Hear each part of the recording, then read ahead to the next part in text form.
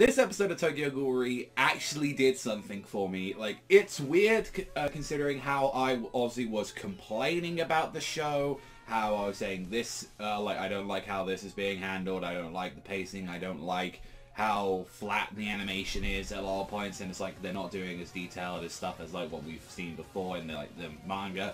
But the fact that I felt something at the last bit of this episode, and obviously people that have watched this know what the hell I am talking about, is I like to think that's a part of the material itself, is that I felt quite a bit when I saw that character, which we'll get into, and not to mention as well the music, which gave me a little, like, it wasn't on levels of like Glassy Sky or some of the original material, but I was getting something from that. I was like, okay, like, clearly there's something I'm feeling here. I'd like to like, at least give some credit to the anime for some of this that we get to see.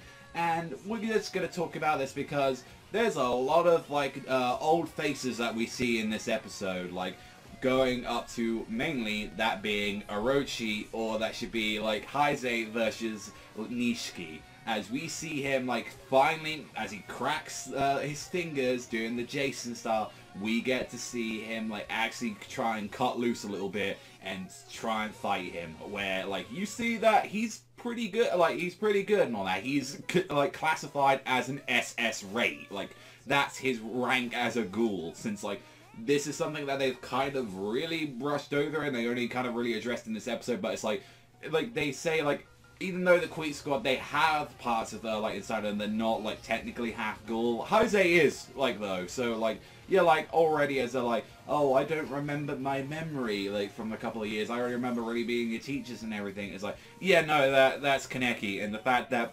Nishiki, like, actually says, says his name and tries to, like, bring up everything to remember him, it's like, yeah, and you keep seeing, like, the old Kaneki. You keep seeing what he looked like after Jason, and it's like kind of haunting him for the most part, like this second like psyche that he's got inside of him, where it's like this is affecting him, and it's like, no, this is my true self, and this is the one I've kind of gotten from this.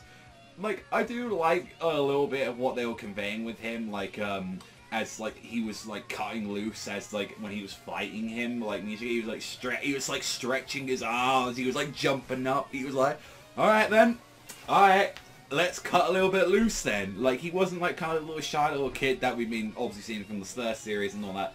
We actually see a little bit of like what we should have actually seen in like Route A, like where this is a Kaneki that is a lot more like confident, he's a lot more cut back, he is will do some very drastic things. You see him like pierce like Nishiki just all throughout like the chest, kind of a reminder of the time of what happened to him. But unfortunately, after he made escape and like he was starting to lose control, like they had to actually try and like restrain him, where like Mado and a bunch of like other like inspectors had to try and put him down because they were losing control. And it was like, we need to take care of this because the bureau who put on the Queen's project is like, yeah, we can't really have anything like that happen to him. And it's like, you know, the fact that we were able to subdue him, that's a good thing.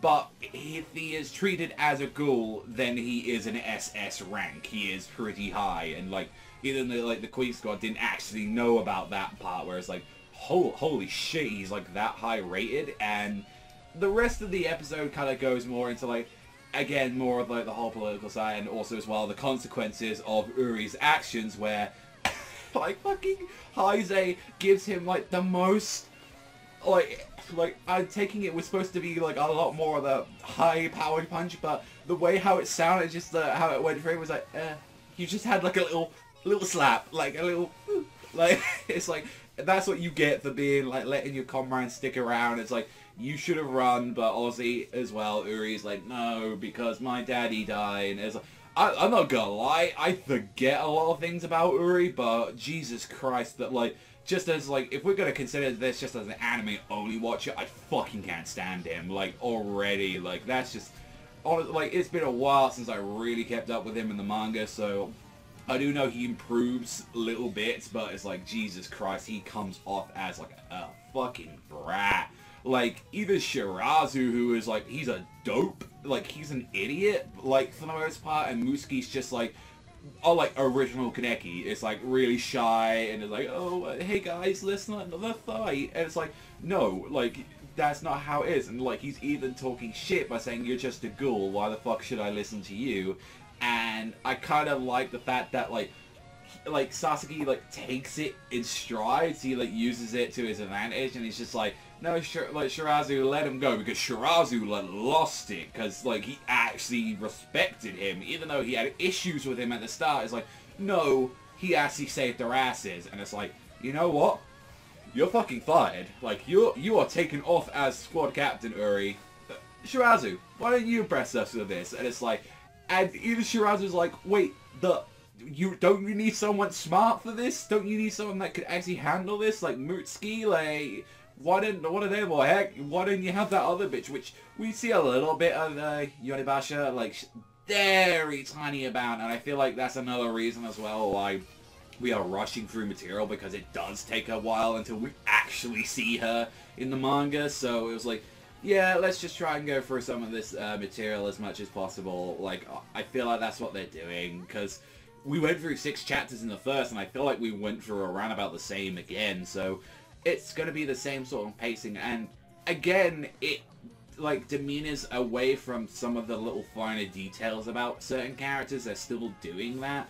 Like when, like I think the one especially was like when you see Arima and like Heise like just having this little practice, and they're both like just talking about the Quinks God, and like how like you see Arima there, he's like actually referring them as like his grandkids, because like they're, even though it's Washi's project, it seems like he was quite involved as well in like the whole process as well. And it's interesting now when I'm talking about Arima, because only recently, after the first episode, I had to watch Jack, and not to mention as well Pinto, because I just wanted something else of Ghoul, whereas like that first episode of Ri was really lackluster. Let me watch like both like the Pinto and also that OVA as well, Jack, and I was really disappointed to just see there was not a lot from Arima that I've just gotten from like both the manga. I was hoping for something a little bit extra to get from him, because like, if people don't know, I like Arima a lot. He's one of my favorite characters in the series because he is so fascinating, and when you find out more about him, it's really generally interesting, and it's like, you feel like when you start like understanding like a little bit more about him and like how he feels about everything, it's really fascinating. I like that about Arima, and like, although we get glimpses in like the episode, and like Isai's like, you know, he refers like everyone, like, you know, Mado, him, like all of them as family. Like he's like, you know, I'll stop by the chateau, and it seems, you can see that the two genuinely get along, because it's like they're both avid book readers. They both like having a nice read, just sitting down and relaxing, and it's just like, he's like, nah, like I'll stop by the chateau, and he's like, I could just deliver it to you. And he's like, nah, I want to see my grandkids. Like there's stuff about that where it's like, you've only really seen Arima just as a man in a suit for the most part from the original Ghoul, but now you're actually starting to see him less as an inspector, and you're seeing him more now. I kind of like that a little bit, like, about him, and like, which mainly put up to like the second part where it's like Torso ran away and he's now hiding in Aogiri, which we see Ayato, which was being mentioned because he took out a couple of squads of people. We've got side like activities, like we had like Uri getting like clarification to have his frame upgraded, but that's going to heavily affect his body, and it's like I believe like they just really skimmed over this part, but I believe in the manga he tricks Heise in a way to upgrade his frame, or just like at some point he's just like, fuck it, just do what you want at that point, because like he's like, that's the only reason Heise, like, you know, he's strong, right, because I gotta get my frame upgraded, but it can be generally dangerous, and that's mainly more his whole deal, where it's like, you know what, I'm just gonna deal with that, because we're being sent on another case, because Torso is now related to Aragiri in a way, and it's like, we have to deal with Nutcracker, which, you see this bitch is crazy, because she literally just goes and steps on it like a human's nuts, and just fucking stomps on him, and it's, I didn't really need the sound effect, and I didn't need it as well, like, whenever you see it in the manga, I'm like, yeah, no, definitely something I didn't want to see, personally, if I'm going to add it onto that list. But from where that goes, though, is where we have Mutsuki, Shirazu, and Heise walk around, and trying to get some information about Nutcracker, and they go to a certain cafe, and they go to this new one open up called which people in Route A might have actually seen like a tiny bit of that, which I know it's not, obviously this is treating it not as like canon, but we see that, and when we see who's in there, is Toka. Toka's in there, and I was like, oh, holy shit, like, you're there, and the music starts playing in, and you see he has that cup of coffee. He's like, this aroma, everything about it, it's like, you know, it's perfect. It's like, oh, I love it so much. And like, he goes in to have a nice sit down in there, have a coffee, and just sees this woman in front of him, and he's like, the first thing I saw of this woman was like, how like she looked sad, but she generally was beautiful, and she looked at this and saw him crying, and I was like, oh no, oh, like I actually felt something there. Like I was like, oh, I don't want to feel this stuff and all that. No, not again. Oh man, that was something.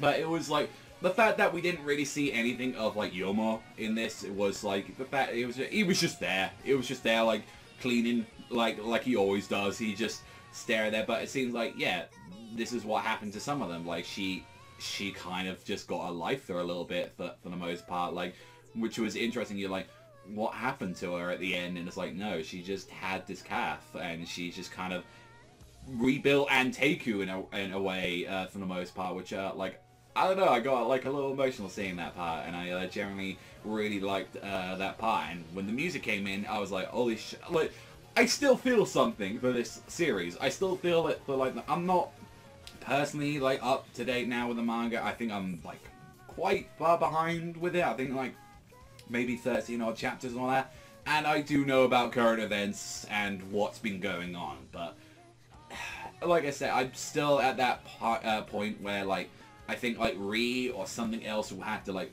really thoroughly impress me, because at the moment it's just like I'm still just not there at the moment with the series, and I kind of hope that it can like really be improved for the most part. And I hope as well the anime can really step it up, because so far and all that, from what we've seen, like it's fine, like some of the choreography that they've been going through it, but it's like, again, they are skipping through, like, I know a lot of the manga fans are finer details, and it's still not to the point where it's like I was loving it as like original Ghoul, like anime. So as much as like I know people complained at the first season, I don't give a shit. I love the first season. The first season is actually really good, and no one would have fucking checked out the series if it wasn't for it.